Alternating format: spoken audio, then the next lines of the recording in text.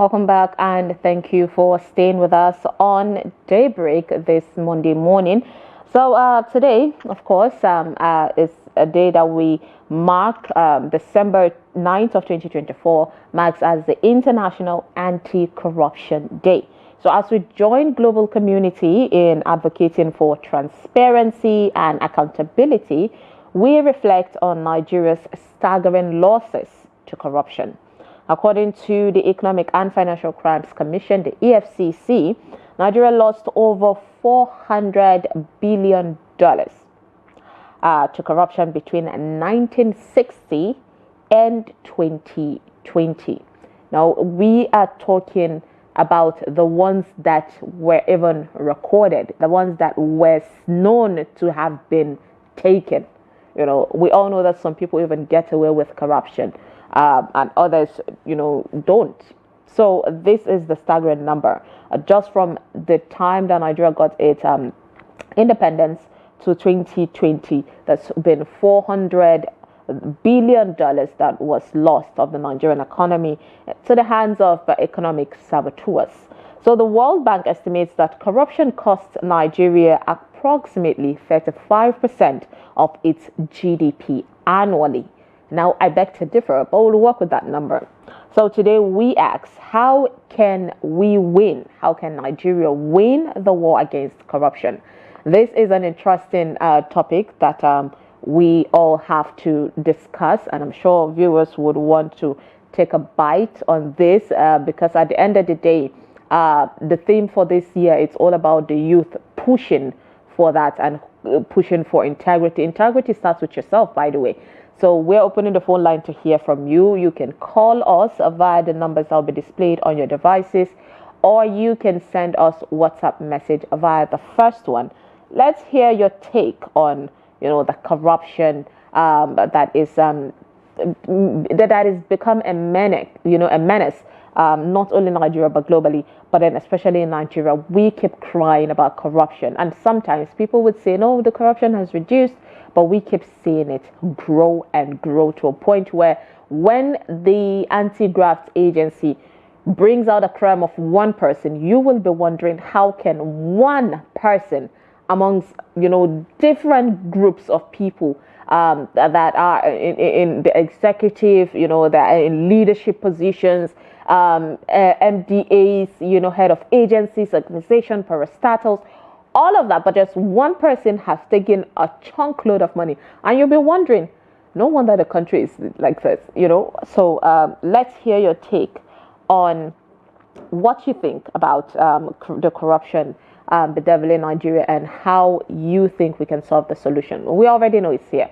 We already know that we're fighting it. We even saw the president himself say corruption is fighting back. But how do we fight it? Do we have a caller? Hello. Good morning. Good morning. Yeah, your name and where you're calling us from? Ahmed Baba from Makurdi. Ahmed Baba, it's good to have you from Makurdi. Yes. Go ahead. Thank you. The topic this morning. My take is that everything lies in the hands of the government, because as we have been saying, Nigeria is the only country where people who are supposed to be jailed are being celebrated. People who are looting our money, who are subjecting Nigerians to perpetual hardship, they are being celebrated. They are the governor, they are the vice chancellor, they are the doctors, giving honorary awards, national award, and so on. But what is happening in the country today? We are suffering because of the attitude or the looting of our leaders. Because these leaders are looting when they saw the thing and not looting, even if they are approved. None of them who have been given a real punishment to suffer as a terror. I know we all know the governors who have looted their state, their people dry. But in those days, instead of isolating them, instead of ostracizing them, and being honored like they have done well for the country. All right, Baba, are you still with us? All right. Ahmed pointed out, some of the problems, and I was hoping he could get to the solution, even though I could detect perhaps some of his thoughts where he said these, people have been caught severally after allegations have been put out, and then some investigations, but then nobody has seen them being prosecuted publicly. I think I get that from what he said earlier. So please go ahead, share your thoughts. Good morning. Good morning. Good morning, madam. Yeah, your name and where you're calling from? I'm Comrade Abdullah Yafu from the local government area of Niger State, Nigeria. It's good to have you from Niger State. Let's hear your take. Today's topic is a very big topic. Indeed. Of the question, sincerely, when we talk of corruption, it has a very diverse meaning. We have mental corruption, we have physical corruption, we have financial corruption, we have behavioral corruption, and all of that. But, however, what people easily understand is financial corruption. And these are deep-rooted right from our parental upbringing. Any home that does not have proper parental upbringing is likely to suffer from all forms of corruption. However, in Nigeria, it has been a cankerworm for over a century. In fact, right from the establishment of Nigeria, when Nigeria was formed, the issue of corruption cannot be overemphasized when you are to discuss it, because the way and manner things are unfolding in Nigeria is more or less in anti-clockwise. Nigerians seems to be born and brought up in corruption, and as such, we find it difficult these days to fight corruption, because those that are leaders, that are making laws, are supposed to obey the law first. All right. So okay. So with all of that, right, we're here to find solution. How best do you think we can fight it? To me, the solution should be, let that be for like in Islam now. If you steal money, that's what we call rubu dinari. Understand? 1/10 of the money for bride price. They used to come worldwide. They used to bring it annually. 1/10 of that money. If you still know that it's up to that, one of your hands should be cut off, Islamically. But even in Islam, they are not implementing the law. The laws are just there. So I think we can really implement the laws. It will go a long way in reducing the criminality. Yeah, no, that law now has a contender, which the human rights activists. But even in Nigerian constitutions, there are some laws and regulations that is supposed to mitigate the increase in corruption. For example, now if somebody steals money, public money as a chief executive officer or governor, the highest thing we see is taken to prison, maybe serve for 1 year or 3 months before he's being released. Maybe we use 10% of what he has stolen to settle the judges, settle the EFCC, settle the police, settle allegedly. No, it has been confirmed over years now. We just read recently that one person has been alleged of building 753 duplexes in Abuja. So how on earth can one person do that? It is only in Nigeria that things happen, and you still be imagining that. In fact, the kind of resources we have in Nigeria, if really we can hold on to laws sincerely, nobody is supposed to be poor in Nigeria. All right. Thank you so much, Abdullah, for that. I hear the passion in your voice on that. But then, yes, this is something that I know every Nigerian is passionate about. We've gotten to a point where some people even support corruption because of this future victim mentality, no, future victim, future corrupt person mentality. It's like you see yourself in that person. You justify what that person is doing because you're hoping if you get in a position like that person, you would also do the same thing. And that is scary. Good morning, Shatima. Good morning, Summayya. Thank you for joining us this morning, Shatima.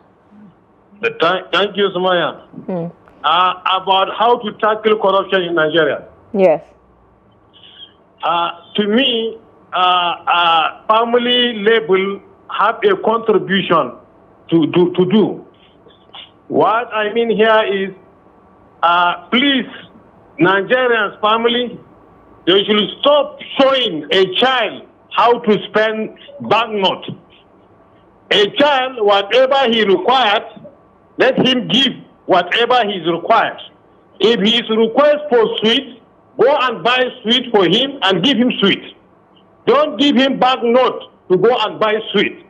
If you want a biscuit, buy a biscuit and give it to him. If you want an ice cream, buy an ice cream and give it to him. But the way and manner, if a child knows money at the early age, and he knows that with the banknote, he can buy all sorts of things. That's where problems began. Secondly,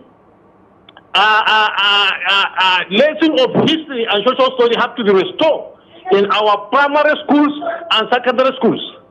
Our our heroes that build this country, they are far away from such of corruptions. Why I say so? If you look at it very well, why Tafawa Balewa portrait was appear in 5 naira simply because when he died, that's the only 5 naira that found in his possession. 5 naira was found in his possession. He's a premier of this, he's a prime minister of this country. He can accumulate a lot of wealth. I have one story to share with Nigerians. There was a time when Tafawa Balewa, assignment was bring him to Kaduna. He refused to use official car to go and see his family in Bauchi. He borrowed, instead of that, he don't have money at that time. He borrowed money from Sardauna when his salary paid, and he paid Sardauna back. Look at where they play their life. They do away with corruption. They put Nigerian posts. So this is the people that we want. They are sorry to be turning to be teaching to our young ones. Yeah. So that they can copy. But nowadays you can see our leaders parading with millions naira car. They are squandering money. All right, they are spending money in the celebration. Yeah. Okay, Shatima, you've pointed out how parents can help. I don't know if you're still with me. You've pointed out how parents can help. But right now, we are seeing corruption also continue to manifest. How can we, control it at the more youngsters and then the leaders level? At the highest level? Yeah. Law have to be enforced. Law have to be enforced. No selection, no picking, no hand picking. Whoever you are, if you corrupt, let law have a force on you. Okay. And you see, I can still talk about that policy of EFCC, bargain and what do you call it? Plea and bargain. Okay. That plea and bargain is a foreign law. We have to do with it. We have to do away with it.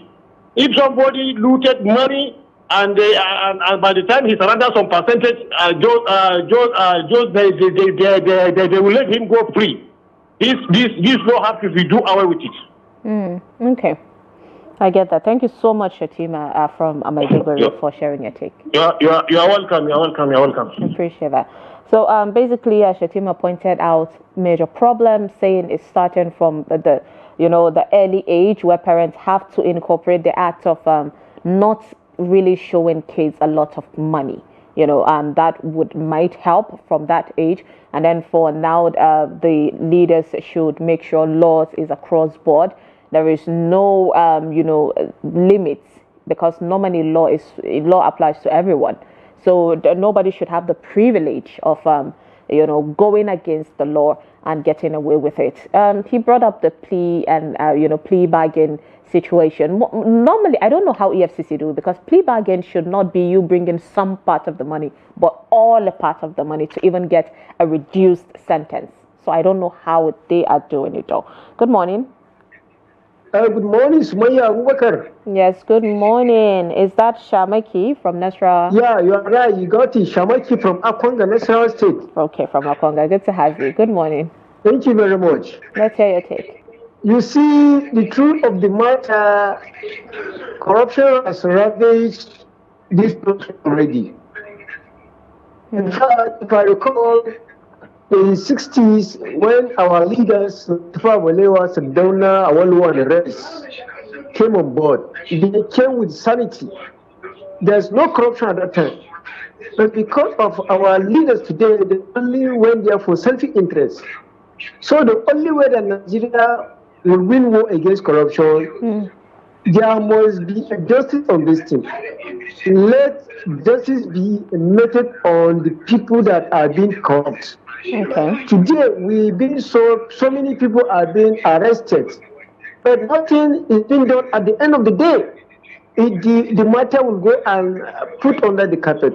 Look at the case study of Yaebelo. With time, you will not even hear the matter again. So if we want to stop this thing, there must be punishment on these acts for those that are being corrupt. Otherwise, I'm telling you, corruption will continue, and it's going to affect the next generation.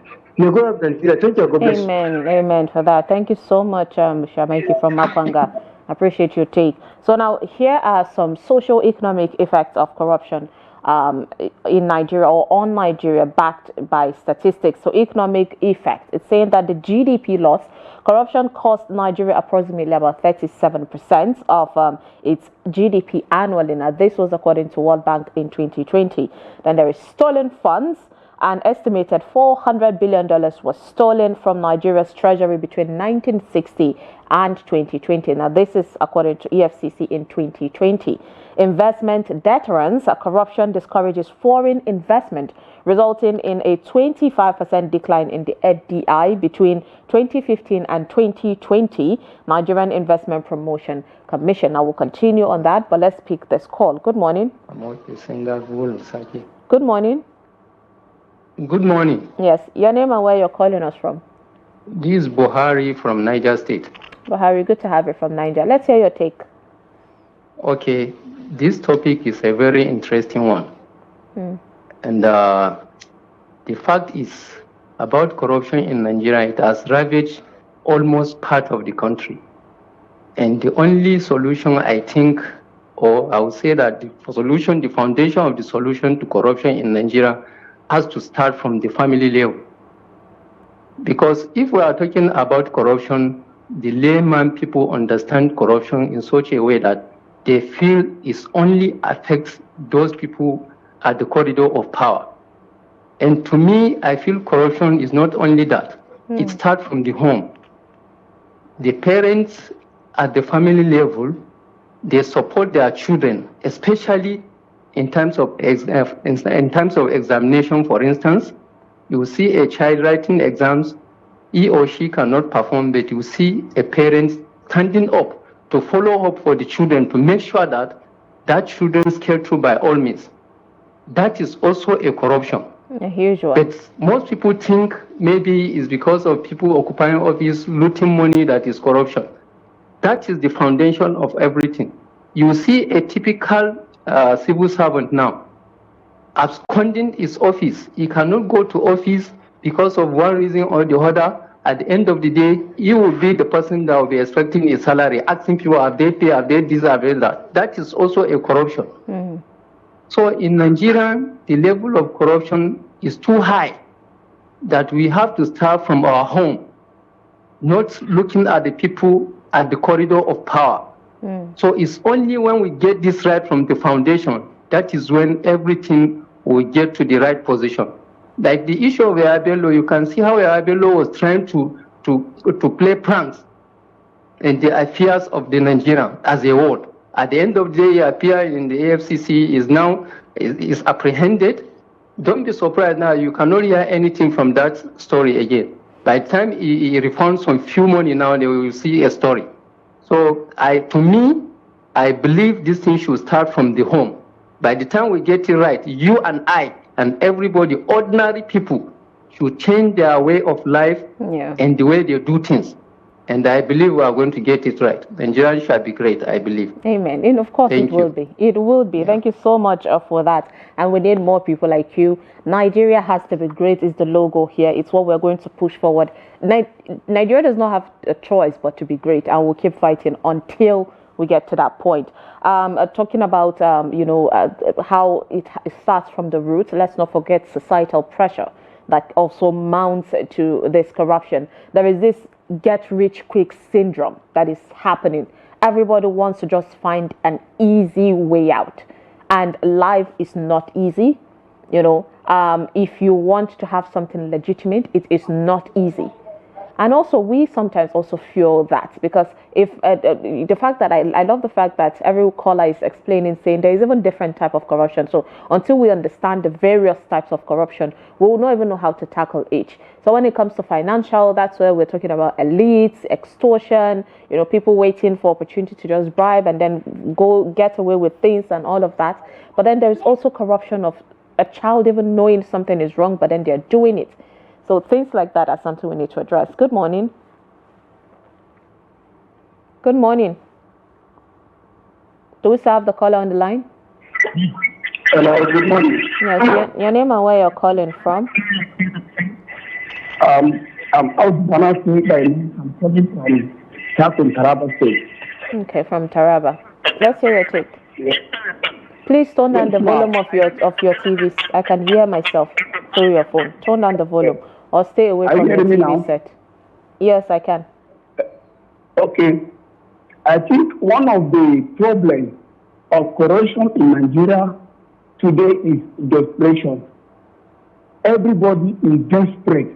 Whenever you are looking for a position or anything, people are more desperate to have that thing. They don't go down. They don't care what will take them. What they want is the position. They want to be here.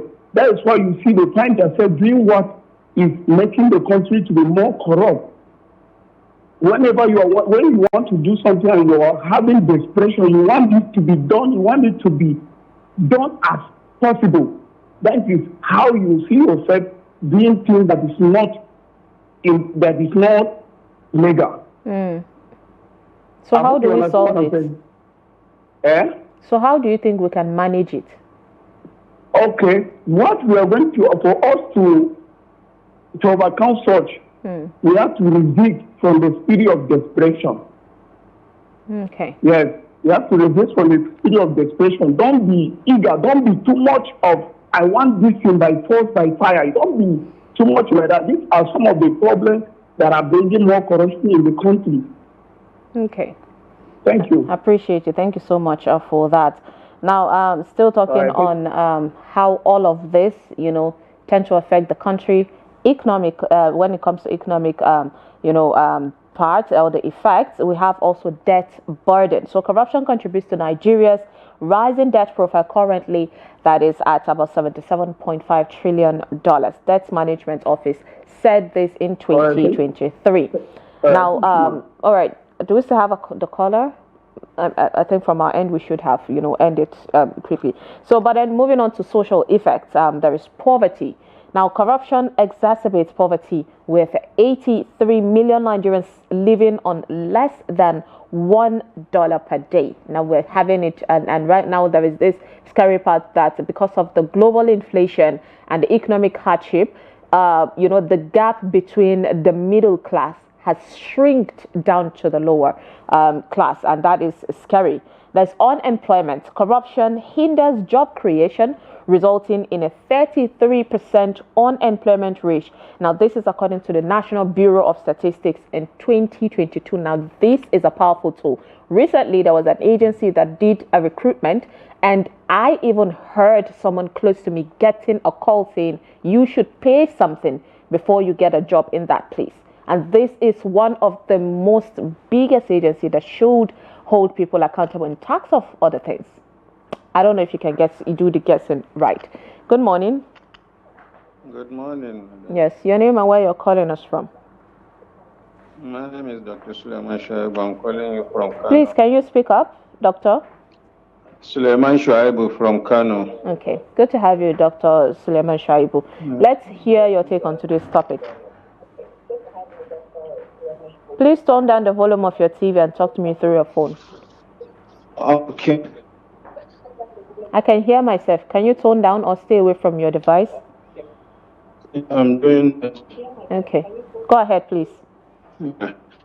And it is actually very important, and I believe the major cause of corruption, as far as my own understanding is concerned, actually has to do with the way we run country itself. If you look at it now, even in job, there are classified jobs that are only meant for certain class of people, and they are on children. In itself, this one is a major corruption. You will see a son of no one working hard, doing all that is possible, have the best result, but if you don't know anybody, you end up either being a truck pusher in the country. And those that did not value even the education, eventually a lucrative job is awaiting them. When they come on board, because they did not work for it, they didn't earn it, they don't see it as a service to the nation. They are even seeing it as a favor. They are doing favor, to that organization or to that ministry. And that is why, and when you have everything in place and you don't have the good human resource to work, believe you me, nothing work. In all factors of production, human resources are the most critical. But these children, we didn't allow them to pass through the process. We pave way for them. At the end of the day, we give a lucrative job, even in medical and health industry. Now, if you look at the crop of the medical officers we are producing now, compare the one produced 80s, 90s, you notice that even the commitment and the passion for the job is not the same. And this is not actually good for the nation. So I'm appealing that we must to go back to those days where enabling environment is created, equal opportunities is given. Let all these children go and display their talent. At the end of the day, let everything be on merit. Unless and until we go back to this, I am afraid where we are heading to in this country. And everybody will be like, can you imagine now, we are living in a country where people will use their money to buy certificates at all costs. Indeed. We have people that have not attended school, but they present first-class results. Where and how? Yeah. It's really scary, at the point that we're at, and hopefully Suleiman will not get to see where we don't want to find ourselves. Thank you so much for your take. All right, so basically what he talked about was something that is next, when it comes to social effects, which is inequality. Corruption widens gap on income inequality, where rich people are getting more richer, poor people are getting more poorer, ranking about 157th out of 189 countries in human development. Now, this is by the UNDP 2020. We have the healthcare. Corruption affects healthcare delivery. We have education. How corruption undermines education with 10.5 million out-of-school children in Nigeria. There is the infrastructure and development effects, where there is infrastructure decay, people mismanaging poor infrastructure and all of that. We have the power sector. Our power sector has nothing to write home about. We have the water scarcity. I don't think it's even water. There is just no water. All right, we're back to no tap water in Nigeria. I think only the FCT can boast of that, in some parts of the FCT. We have housing deficit. We have, when it comes to governance and security effects, we have institutional weaknesses. We're talking about security threats and judicial corruption, and that is a topic for another day. But then, yes, these are a lot of things that corruption can affect, and until we start by ourselves to keep pushing, demand transparency, demand accountability, demand public prosecution, we have to get rid of corruption in any way that we can. But then thank you so much for everyone that called in, sending messages. Sorry we cannot pick a message because of time. Appreciate you. Do not forget, tomorrow we'll open the phone line again for another major discussion. We'll take a break, and when we come back, the show would continue on another topic. So stay with us.